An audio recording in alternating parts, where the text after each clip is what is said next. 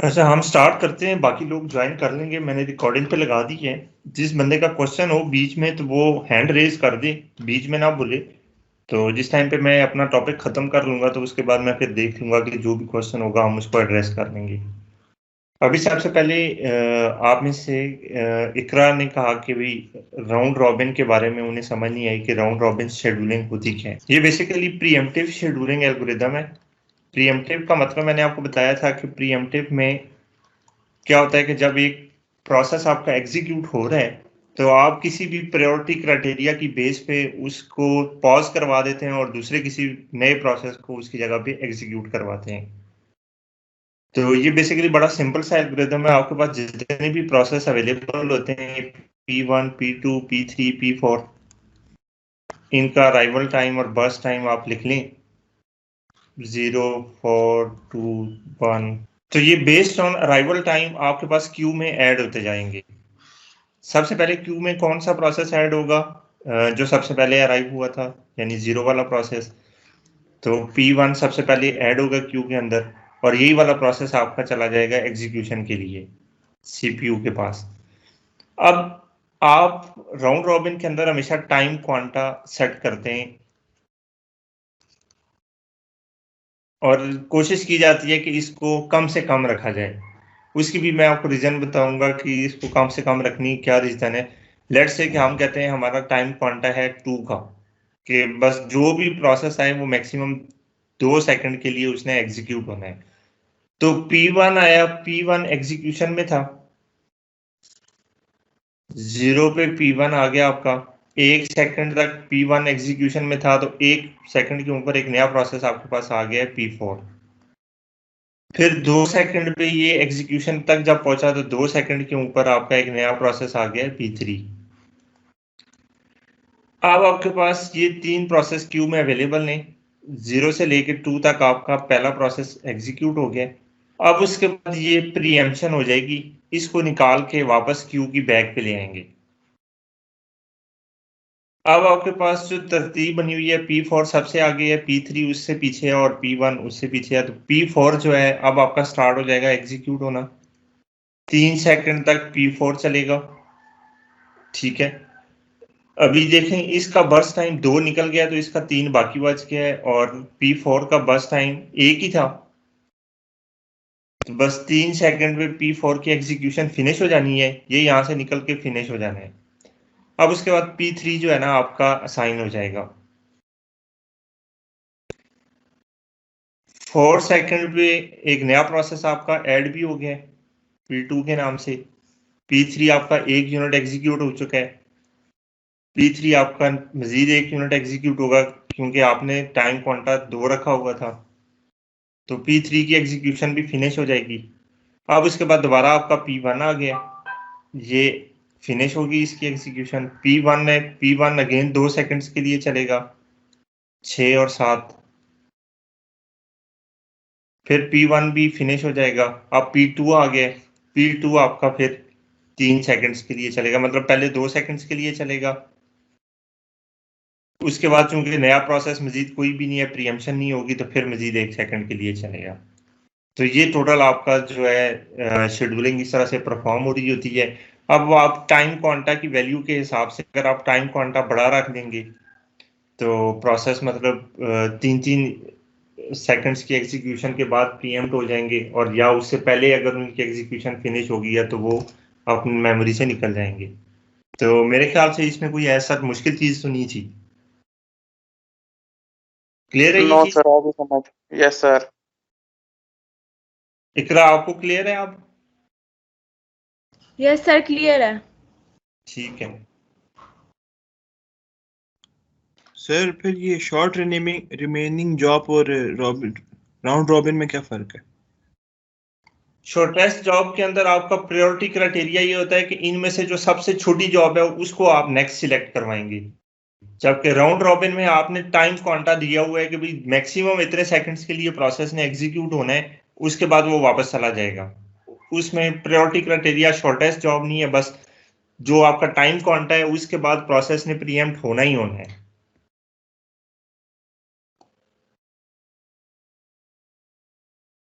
ठीक है। नहीं सर, मुझे नहीं क्लियर हो। शॉर्टेस्ट जॉब के अंदर क्या होता है, फर्ज किया इसी सिनेरियो के अंदर, ये जब आपके पास पहले 4-5 प्रोसेस थे, P1 0 पे था, 5 P2 4 3 P3 2 P4 1 और 1। तो 0 के ऊपर आपके पास सिर्फ एक ही प्रोसेस था, तो यही एग्जीक्यूट हो रहा था। 1 के ऊपर आपके पास अब 2 प्रोसेस थे, एक P1 था जिसका रिमेनिंग टाइम था 4 और एक आपके पास P4 था जिसका रिमेनिंग टाइम था 1।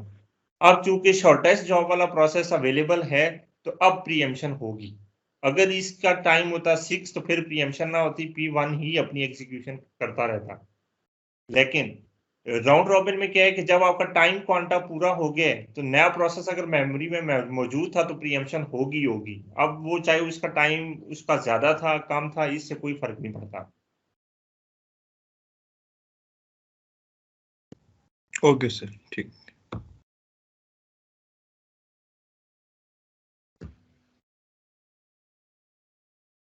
अच्छा, आज मैंने आपको बताना था कि आज जो हमारे टॉपिक्स होंगे, एक तो है modes of operating system. Operating system के मॉड्स क्या हैं?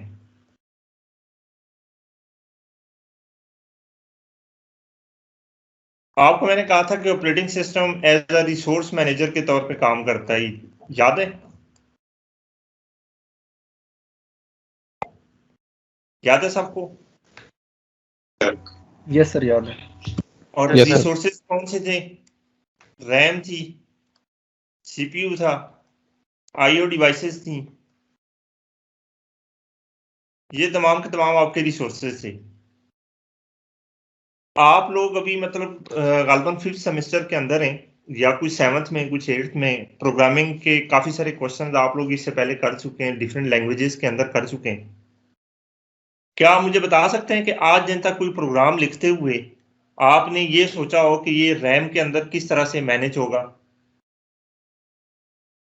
या अगर आप कोई इनपुट आउटपुट करवा रहे हैं उस प्रोग्राम के अंदर, तो आपने ये सोचा हो ऐसा मैं कंप्यूटर की मॉनिटर पे कुछ डिस्प्ले करवाने जा रहा हूँ, तो वो मुझे उसके लिए कोई प्रोग्राम लिखना पड़ेगा या कोड लिखना पड़ेगा जो इस मॉनिटर पे डिस्प्ले करवा दे कुछ?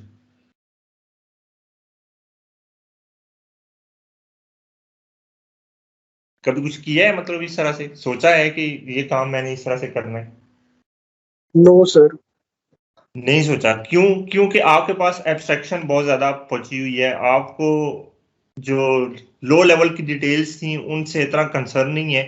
आप एज अ यूजर या as a programmer and end user पे तौर पे बैठे हुए हैं, आपको जस्ट फैसिलिटेशंस चाहिए।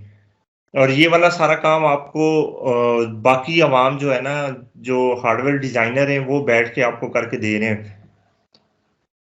आपका कोई भी प्रोग्राम है, उसने इन्हीं रिसोर्सेज के ऊपर एग्जीक्यूट होना है। वो रैम भी ऑक्युपाई करता है, सीपीयू भी, आईओ डिवाइसेस भी।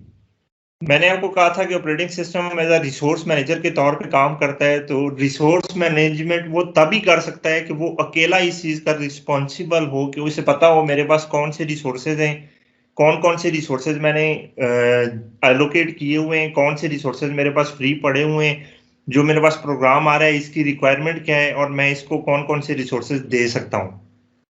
अगर ऑपरेटिंग सिस्टम के पास ये कंट्रोल नहीं होगा तो वो रिसोर्स मैनेजमेंट कर ही नहीं सकता। आप जितने भी प्रोग्राम लिखते हैं, आप का सारा ताल्लुक ऑपरेटिंग सिस्टम के साथ होता है। ऑपरेटिंग सिस्टम आपको एक वे प्रोवाइड कर देता है कि भाई अगर आप ये वाली कमांड लिखेंगे तो मैं आपको ये काम करके दे दूंगा। आपसे वो कभी भी नहीं पूछता कि आप मुझे तरीका भी बताओगे कि ये काम मैंने कैसे करना है। जैसे आपको वो कहता है कि भाई आप अगर लिखें प्रिंट एफ, तो मैं स्क्रीन के ऊपर आपको कुछ डिस्प्ले करवा दूंगा। उसने आपसे कभी भी नहीं पूछा कि भाई ये स्क्रीन पर डिस्प्ले करवाने के लिए आप मुझे बताओ कितनी रेजोल्यूशन चाहिए होगी। आप यही प्रिंट एफ एचडी स्क्रीन के ऊपर लिखेंगे, वहां पे भी डिस्प्ले होगा। आप इसको किसी 280 बाय समथिंग पिक्सल वाली स्क्रीन पे लिखें, वहां पे भी डिस्प्ले होगा। जिस मर्जी स्क्रीन पे लिखें वहां पे ये डिस्प्ले हो जाएगा, डिफरेंट एक्सपेक्ट रेशो के हिसाब से डिस्प्ले हो जाएगा। तो ये सारी मैनेजमेंट कौन कर रहा है? बैक एंड पे ऑपरेटिंग सिस्टम कर रहा है। ऐसे ही है ना? Yes sir. Yes sir.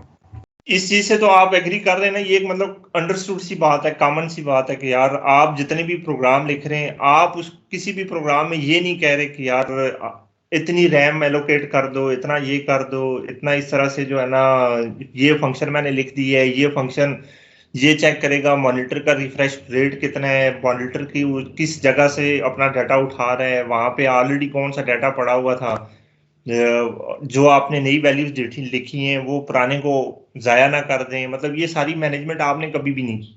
आप सिंपल लिख देते हैं प्रिंट एफ, और प्रिंट एफ लिख देते हैं और आपको स्क्रीन के ऊपर कुछ ना कुछ प्रिंट हुआ हुआ नजर आ जाता है। वो स्क्रीन जिस मर्जी टाइप की हो, मोबाइल की स्क्रीन हो, लैपटॉप की हो, डेस्कटॉप की हो, एचडी हो, अल्ट्रा एचडी हो, 4K हो, जो मर्जी स्क्रीन हो, हर एक के ऊपर डिस्प्ले नजर आ जाता है। और ये सारी मैनेजमेंट कौन कर रहा है? बैक एंड पे ऑपरेटिंग सिस्टम कर रहा होता है। और ये रिसोर्स मैनेजर कहलाता है इसी वजह से है कि ये जितने भी रिसोर्सेज इसके पास अवेलेबल होते हैं उसका रिकॉर्ड इसके पास होता है कि भाई मेरे पास ये रिसोर्सेज हैं, फलां फलां प्रोग्राम इनको इस टाइम पे एक्सेस कर रहे हैं, मैंने ये एक्सेसमेंट इसको दी हुई है, और फलां प्रोग्राम ने अब अपनी एग्जीक्यूशन फिनिश कर ली है, तो अब मैंने इससे ये रिसोर्स रिलीज करवा लेना है। अब नए प्रोग्राम ने रिक्वेस्ट कर लिया तो अब इसको मैंने ये असाइनमेंट कर लेनी है। तो ये रिसोर्स मैनेजमेंट इस तरह से हो रही होती है। इस रिसोर्स मैनेजमेंट की बैक पे जो मेन कॉन्सेप्ट है वो है कि आप ऑपरेटिंग सिस्टम के दो मोड्स बना देते हैं ऑपरेशन के।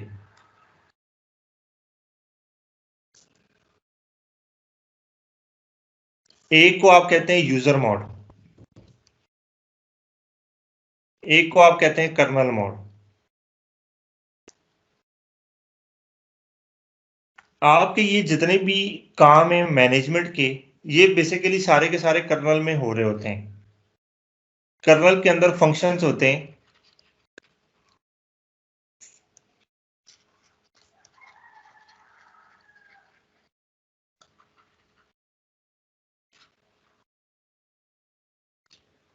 कर्नल का मैंने आपको बताया था कि ये बेसिकली कोर पार्ट होता है किसी भी ऑपरेटिंग सिस्टम का, कि ऑपरेटिंग सिस्टम से रिलेटेड जितनी भी मेन फंक्शनैलिटीज हैं या बेसिक फंक्शनैलिटीज हैं वो सारी की सारी कर्नल मोड में होती हैं।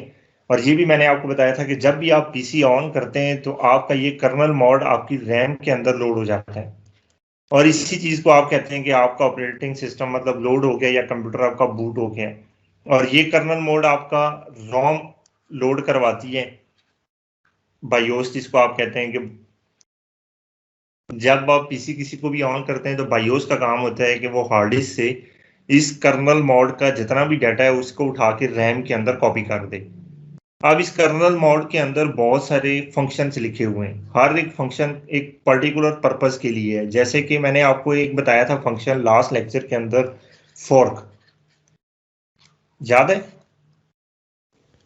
यस सर, प्रोसेस क्रिएट करते हैं। प्रोसेस क्रिएट था, मतलब फोर्क भी इस कर्नल का एक फंक्शन है, इस कर्नल के अंदर लिखा हुआ एक फंक्शन है। इसी तरह मैंने आपको बताया था वेट, वेट भी इस कर्नल के अंदर लिखा हुआ एक फंक्शन है। इसी तरह मैंने आपको बताया था एग्जिक भी एक फंक्शन है, इस कर्नल के अंदर लिखा हुआ है एग्जीक्यूट करवाने के लिए। अबॉर्ट भी है, एग्जिट भी है। ये तमाम फंक्शन हैं जो इन कर्नल मोड्स के अंदर लिखे हुए हैं। जब भी आप कोई काम परफॉर्म करते हैं, जिस तरह आपने कहा वहां पे कि फॉर्क कर दिया आपने किसी प्रोग्राम के अंदर कि एक नया प्रोसेस क्रिएट कर दो, या जावा के अंदर आपने रन लिख के एक नया थ्रेड क्रिएट कर दिया लेट से, तो वो क्या करता है कि वो इस फॉर्क सिस्टम कॉल को कॉल करवा देता है। और ये फॉर्क है, ये सिस्टम कॉल है, और ये कहाँ अवेलेबल होती है? कर्नल मोड के अंदर अवेलेबल है। जबकि बाकी आपकी एप्लीकेशन से रिलेटेड अगर फर्ज किया आप कहते हैं 2+2, ये आपने एक चीज परफॉर्म करनी है, तो ये तो आप यूजर मोड में इजीली कर सकते हैं 2+2, कि 2+2 4 हो जाएगा। लेकिन अगर आप कहते हैं कि प्रिंट एफ 2+2, तो अब देखें, अब आपने एक हार्डवेयर रिसोर्स मांग ली है, आप चाह रहे हैं कि भाई स्क्रीन के ऊपर मुझे 2+2 का रिजल्ट लिखा हुआ नजर आ जाए। तो अब क्या होगा? 2+2 4 तो हो जाएगा, लेकिन अब इस 4 को डिस्प्ले करवाने के लिए आपको हार्डवेयर रिसोर्स चाहिए या मॉनिटर चाहिए। और हार्डवेयर रिसोर्स किसके पास है? वो ऑपरेटिंग सिस्टम के पास है, यानी कर्नल के पास है। तो अब यहाँ पे क्या होगा, यहाँ पे एक सिस्टम कॉल जनरेट होगी जिसको आप कहते हैं राइट। ये राइट एक सिस्टम कॉल है, ये जनरेट होगी और ये कर्नल मोड को कहेगी कि भाई आप मतलब प्रिंट एफ से कर्नल मोड को रिक्वेस्ट करेंगे कि मैंने रिसोर्स मुझे चाहिए, और kernel mode right system call के अंदर इसका फंक्शन लिखा हुआ होगा कि भाई आपको जो भी रिजल्ट है इसको स्क्रीन पे कैसे प्रिंट करवाना है, उसके बारे में जितनी भी डिटेल्स हैं वो यहाँ पे लिखी हुई होंगी और वो आपको स्क्रीन पे प्रिंट हुआ हुआ नजर आ जाएगा। मेरी बात समझ आई आपको? Yes sir. यस कि सर। जब भी मतलब हार्डवेयर की डिमांड जब भी आ गई है तो एक्चुअल में अब आप क्या करेंगे, कर्नल मोड को इनेबल करेंगे या कर्नल मोड के अंदर मौजूद किसी सिस्टम कॉल को यूज करेंगे। जैसे कि आपने प्रोसेस क्रिएट किया था, यूजर मोड के अंदर एक प्रोग्राम रन हो रहा था, वहां पे आपने कह दिया फोर्क, या आपने कह दिया रन, या वहां पे आपने किसी और प्रोग्राम को जो है ना चला दिया। फर्ज किया आप कहते हैं आपने एक प्रोग्राम के अंदर रहते हुए डॉट स्लैश किसी दूसरे प्रोग्राम को एग्जीक्यूट करवा दिया या उसकी स्क्रिप्ट को एग्जीक्यूट करवा दिया, एक नया प्रोसेस जनरेट करवा रहे हैं। अब नया प्रोसेस जनरेट होने के लिए यूजर क्या करेगा, यूजर मोड से कॉल चली जाएगी कर्नल मोड को कि भाई नया प्रोसेस जनरेट करना है। और नए प्रोसेस का कोड क्या है, कर्नल मोड में एक फंक्शन लिखा हुआ है फॉर्क का, वो वाला फंक्शन जो है ना एग्जीक्यूट होगा और ये नया प्रोसेस आपका एग्जीक्यूट हो जाएगा। और जब नया प्रोसेस एग्जीक्यूट होगा तो कौन सा रिसोर्स इसको चाहिए, मेमोरी। जब भी हार्डवेयर रिसोर्स की बात आ जाएगी कि आपको हार्डवेयर रिसोर्स चाहिए, तो आपको कर्नल मोड में जाना पड़ेगा और कर्नल मोड आपको कोई ना कोई सिस्टम कॉल असाइन कर देगा कि भाई फला रिसोर्स अगर आपको चाहिए इस पर्पज के लिए, तो आप ये वाली सिस्टम कॉल मैं यूज कर रहा हूँ फला के लिए ये, और ये प्री डिफाइन है। आपके हर ऑपरेटिंग सिस्टम के लिए जो सिस्टम कॉल्स हैं जो कर्नल मोड में अवेलेबल हैं वो प्री डिफाइन है। लिनक्स के कुछ फ्लेवर्स हैं जिनमें ये सिस्टम कॉल कुछ में 300 हैं, कुछ में 500 हैं, मतलब डिफरेंट फ्लेवर्स में डिफरेंट सिस्टम कॉल्स हैं। विंडो 7 के अंदर 700 सिस्टम कॉल्स हैं, यानी 700 फंक्शन लिखे हुए हैं। ये इस तरह से छोटे छोटे फंक्शन लिखे हुए हैं, ये फॉर्क जिस तरह है, राइट है जिस तरह से, रीड है, वेट है, एग्जीक्यूट है, इस तरह से 700 के करीब करीब फंक्शंस जो है ना विंडो 7 में लिखे हुए हैं। 300 से 500 के करीब करीब फंक्शन लिनक्स में लिखे हुए हैं। मतलब जब भी आप कोई ऑपरेशन परफॉर्म करना चाह रहे हैं, इन्हीं में से किसी फंक्शन को एक्चुअल में आप एग्जीक्यूट करवाते हैं जब भी हार्डवेयर से रिलेटेड कोई काम आपको करना होता है। और जब सॉफ्टवेयर से रिलेटेड ही चीजें आपकी चल रही हैं, आपको रिसोर्स आपको मजीद कोई भी नहीं चाहिए, या यूजर मोड के अंदर रहते हुए ही आप सारे काम परफॉर्म कर सकते हैं, तो फिर उस सूरत में आपको सिस्टम कॉल्स की जरूरत नहीं होती। क्लियर है जी, ये चीज समझ आ रही है? Yes sir. जी Yes, सर, sir. आ रही। अभी यहाँ पे एक क्वेश्चन ये हो सकता था कि हम ऐसा नहीं कर सकते थे कि ये कर्नल और यूजर मोड की जगह हम एक ही मोड रख देते कि जिसके अंदर यूजर वाले सारे काम जो थे वो भी होते रहते और ये कर्नल वाले सारे भी हो सकते थे। इन दोनों को अलग अलग करने की रीजन क्या थी? हो सकता है ना एक क्वेश्चन, मतलब एक्चुअल में तो इन दोनों मोड्स के अंदर फंक्शन ही लिखे हुए हैं। कर्नल मोड्स में भी फंक्शन लिखे हुए हैं, यूजर मोड में भी फंक्शन लिखे हुए हैं। यूजर मोड वाले फंक्शन भी आपके हार्डवेयर रिसोर्स को यूज नहीं कर रहे, बस वो सिंपल जो भी इनपुट है उसके ऊपर कुछ प्रोसेसिंग परफॉर्म कर रहे हैं। कर्नल मोड वाले फंक्शन आपके हार्डवेयर रिसोर्सेज की मैनेजमेंट कर रहे हैं सारे के सारे। तो ये सारे एक जगह पे करके हम एक ही मोड बना देते, हमें अलग अलग बनाने की क्या जरूरत थी? कर सकते थे ना ऐसा। Yes sir. तो क्यों नहीं किया हमने?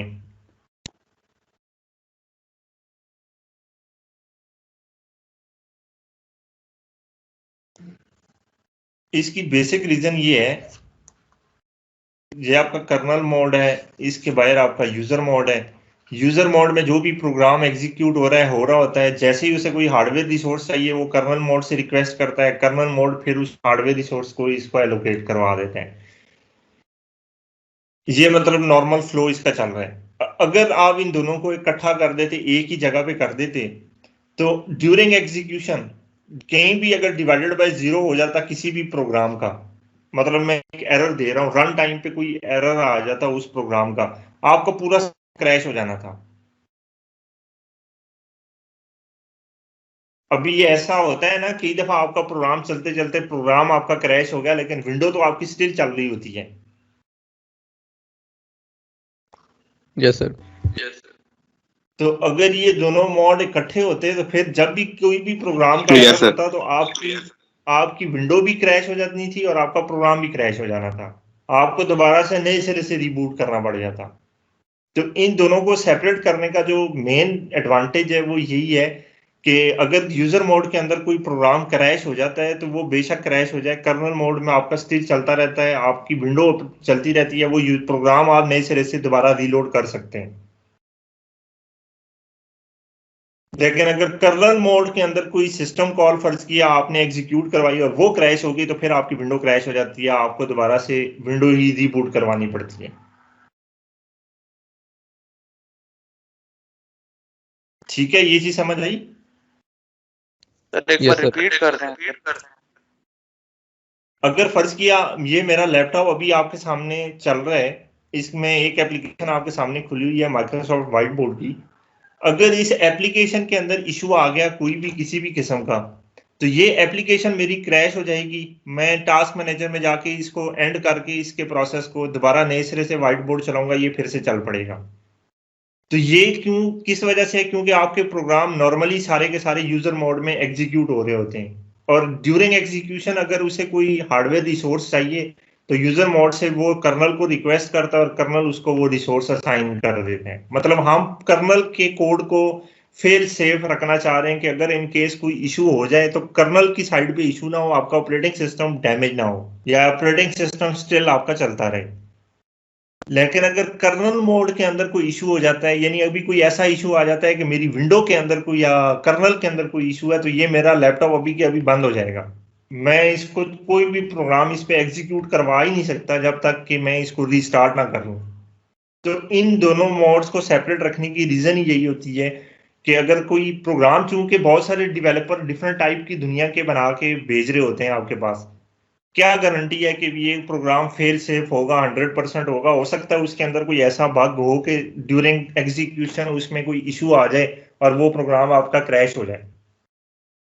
जबकि ऑपरेटिंग सिस्टम चूंकि हार्डवेयर रिसोर्सेज की मैनेजमेंट कर रहा है, आपके पूरे कंप्यूटर की मैनेजमेंट कर रहा है वो, तो अगर ऑपरेटिंग सिस्टम क्रैश हो गया तो आप उस पर कुछ भी नहीं कर सकते, कंप्यूटर के ऊपर कुछ भी नहीं कर सकेंगे आप।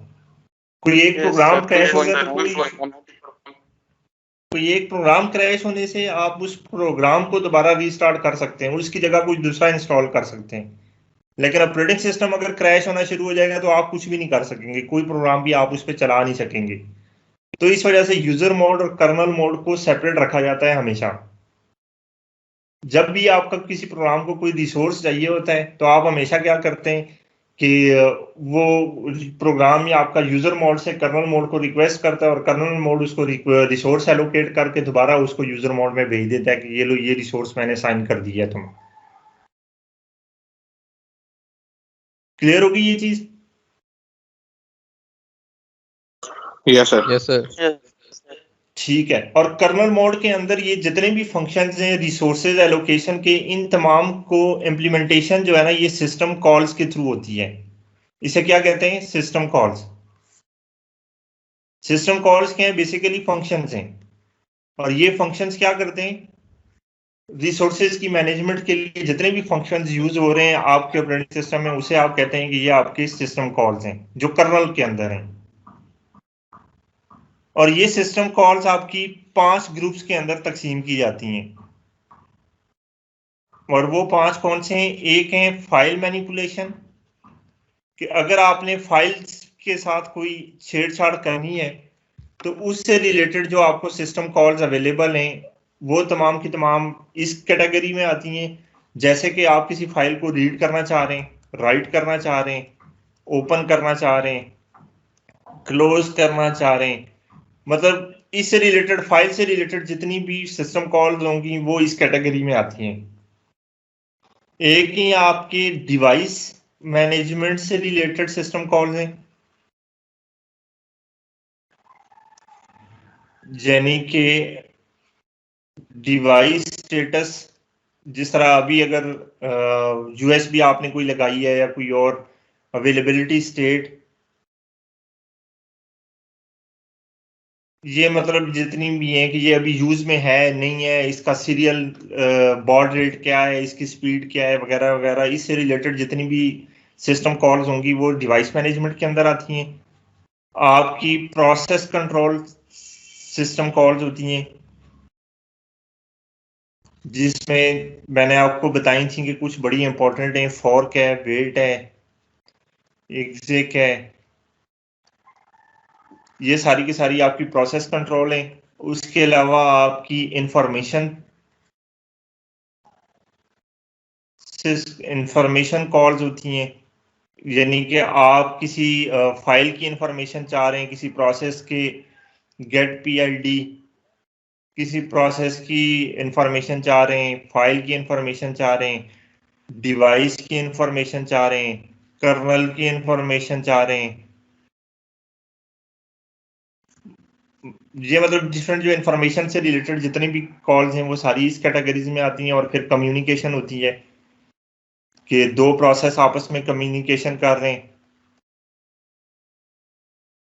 प्रोसेस की कम्युनिकेशन है, डिवाइसेस की कम्युनिकेशन है, जो भी मतलब जितनी भी टाइप की कम्युनिकेशन है वो तमाम की तमाम इस कैटेगरी में आती है। तो टोटल 5 कैटेगरीज के अंदर सिस्टम कॉल्स को डिस्ट्रीब्यूट किया जाता है। और ये मिला जुला के विंडो में मैंने चूंकि सर्च किया था तो विंडो 7 के अंदर ऑलमोस्ट 700 के करीब ये सिस्टम कॉल्स हैं। लिनक्स में डिपेंड करता है 300 से लेके 500 तक उसके डिफरेंट फ्लेवर्स पे कि ये सिस्टम कॉल्स अवेलेबल हैं आपके पास। ठीक है, तो ये सिस्टम कॉल यूजर मोड करते कॉल करता है? सॉरी समझ नहीं आई। सिस्टम कॉल यूजर मोड करते हैं कॉल करता है या कर्नल कॉल करता है? सिस्टम कॉल होती कर्नल मोड में। जब सही भी सर। यूजर कोई रिसोर्स रिक्वेस्ट करता है कर्नल से कि यूजर आप मतलब आपका प्रोग्राम रिक्वेस्ट करता है कि भाई मैंने प्रोसेस क्रिएट करना है, मुझे मेमोरी चाहिए, तो ये रिक्वेस्ट वो भेजेगा कर्नल को या ऑपरेटिंग सिस्टम को कि भाई मुझे मेमोरी चाहिए। तो ऑपरेटिंग सिस्टम फॉर्क वाली सिस्टम कॉल एग्जीक्यूट करवाएगा और उसके मुताबिक मेमोरी उसको असाइन कर देगा। आपका प्रोग्राम उसको रिक्वेस्ट करता है कि मैंने फलां वाली फाइल को ओपन करना है, तो ये वाली रिक्वेस्ट आती है कर्नल के पास, तो कर्नल उसके अंदर ओपन वाली जो सिस्टम कॉल है इसको ऑपरेट करवाएगा या इस फंक्शन को एग्जीक्यूट करवाएगा। और वो जो भी फाइल से रिलेटेड पैरामीटर्स है, या वो फाइल ओपन हो सकती है या ऑलरेडी ओपन है या क्या, उससे रिलेटेड जो भी इंफॉर्मेशन होगी वो उसको प्रोवाइड कर देगा। ये मतलब आपके बिल्ट इन फंक्शंस हैं जो ऑलरेडी जिन्होंने ऑपरेटिंग सिस्टम लिखा है उन्होंने लिख के आपको दे दी है, ताकि जब भी आपने एक काम करना है तो आपने जस्ट ये रिक्वेस्ट भेजनी है कि यार ये काम मैंने करना है। आपको ये लिखने की जरूरत नहीं है कि ये काम कैसे करना है। वो जो कैसे वाला ऑप्शन है ना, वो सारे का सारा आपका ऑपरेटिंग सिस्टम के अंदर लिखा हुआ है, और आप उन तमाम फंक्शंस को कहते हैं कि ये क्या है, सिस्टम कॉल्स हैं। सही सर। ठीक है, अब जिस तरह से सी के अंदर आप लोग लिख देते हैं प्रिंट एफ, तो प्रिंट एफ एक्चुअल में क्या करता है, आप क्या करना चाह रहे हैं, प्रिंट एफ से स्क्रीन पे कुछ प्रिंट करवाना चाह रहे हैं, तो प्रिंट एफ क्या करेगा, ये रिक्वेस्ट भेज देगा किसको, ऑपरेटिंग सिस्टम को, कि भाई स्क्रीन को क्या रिसोर्स चाहिए मुझे, मैंने फलां वाली चीज को जो है ना स्क्रीन पे प्रिंट करवाना है। तो ऑपरेटिंग सिस्टम क्या करेगा, यहाँ से राइट वाला जो फंक्शन है उसको एग्जीक्यूट करवाएगा। इस फंक्शन को आप कहते हैं, ये क्या है, सिस्टम कॉल है, कि राइट वाली सिस्टम कॉल को एग्जीक्यूट करवाएगा। और ये राइट सिस्टम कॉल क्या करती है, ये आपके स्क्रीन के ऊपर डिस्प्ले करवा देगी जो भी आप डिस्प्ले करवाना चाह रहे हैं।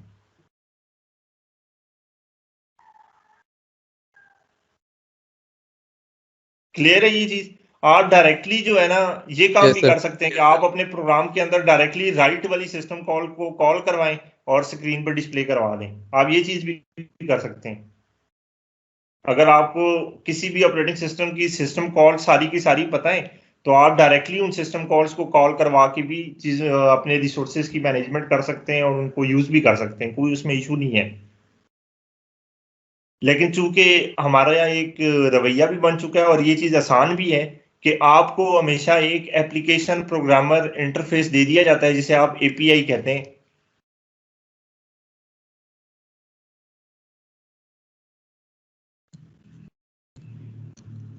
एपीआई क्या करती है, एपीआई इन्हीं चीजों को लिंक करती है।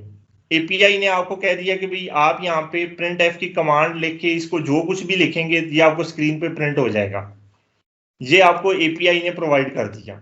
लेकिन एपीआई बैक एंड पे क्या करेगी, वो देखेगी कि भाई इसने जो कुछ भी लिखा है आप क्या करो, राइट वाली सिस्टम कॉल को यूज करो और इसको स्क्रीन पे प्रिंट करवा दो।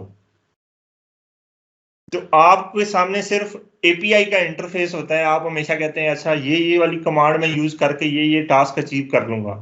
आपको नहीं पता कि भाई बैक एंड पे कौन कौन सी सिस्टम कॉल्स यूज हो रही हैं। अब आप जब विंडो के अंदर फर्ज किया कोई काम कर रहे होते हैं, विंडो के अंदर आपने कोई प्रोग्राम लिखना है या विंडो की एपीआई आपके पास अवेलेबल है, तो वो एपीआई बेसिकली यही कर रही होती है कि आपको फ्रंट एंड पे कुछ फंक्शंस प्रोवाइड कर देती है, बैक एंड पे उन फंक्शंस को रिलेट कर देती है सिस्टम कॉल्स के साथ। समझ आ रही है मेरी बात की? Yes sir. Yes sir. ठीक हो गया। तो ये 5 ग्रुप्स भी हमारे हो गए, सिस्टम कॉल्स वाली बात भी हो गई, एपीआई की चीज भी होगी। तो मेरे ख्याल से आज के लिए इतना इनफ है। अगर आप इसको सही तरीके से समझ लें तो ये मेरे ख्याल से काफी हद तक आपके लिए बड़ी यूजफुल चीज है। जी सर।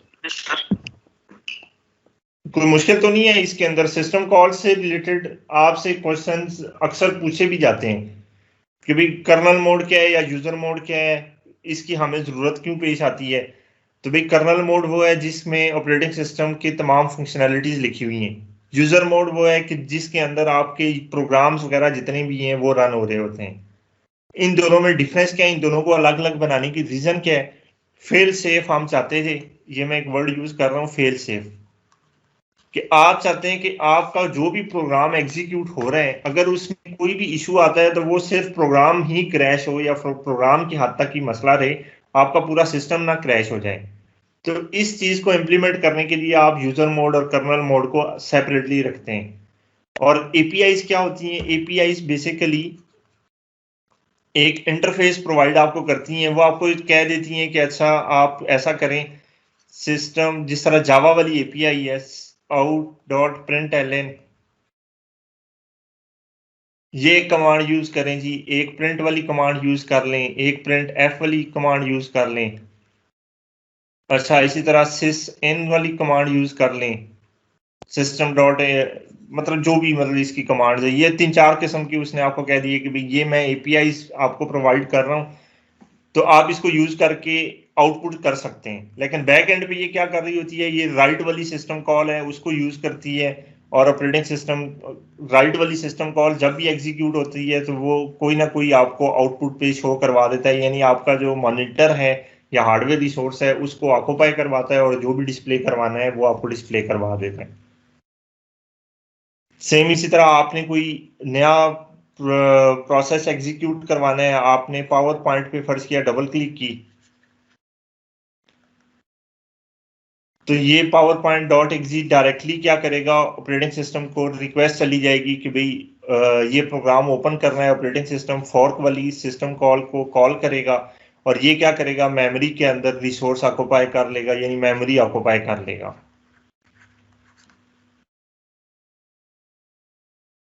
और फर्ज किया कि आपका कोई और प्रोग्राम चल रहा था, एबीसी एक प्रोग्राम चल रहा था, वो चल तो इसी तरह से रहा था। शुरू में उसने भी फॉर्क वाली कॉल के थ्रू ही वो मेमोरी में चल रहा था। चलते चलते उसने ऑपरेटिंग सिस्टम को रिक्वेस्ट कर दिया जी कि मैंने DEF वाला प्रोग्राम भी चलाना है।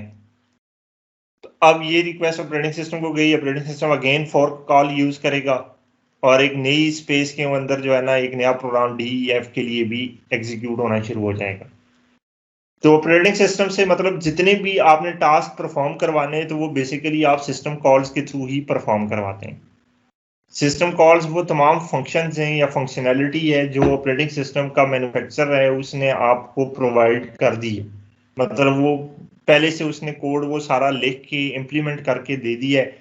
उसके बाद बहुत सारी एपीआईज हैं, बहुत सारे लोगों ने अपनी अपनी एपीआईज लिख दी हैं आपको, कि भाई अगर आपने ये प्रोग्राम इंस्टॉल करना है तो उसके बाद ये कमांड यूज करेंगे तो ये वाला टास्क परफॉर्म होगा। तो वो बेसिकली जब आप प्रोग्राम इंस्टॉल करते हैं तो वो आप उनकी एपीआई को ही इंस्टॉल कर रहे होते हैं। एपीआई बेसिकली मैपिंग का काम करती है कि अगर आपने ये वाला फंक्शन यूज किया है तो ये वाली सिस्टम कॉल एग्जीक्यूट हो जाएगी। क्लियर है जी? Yes, sir. जी सर।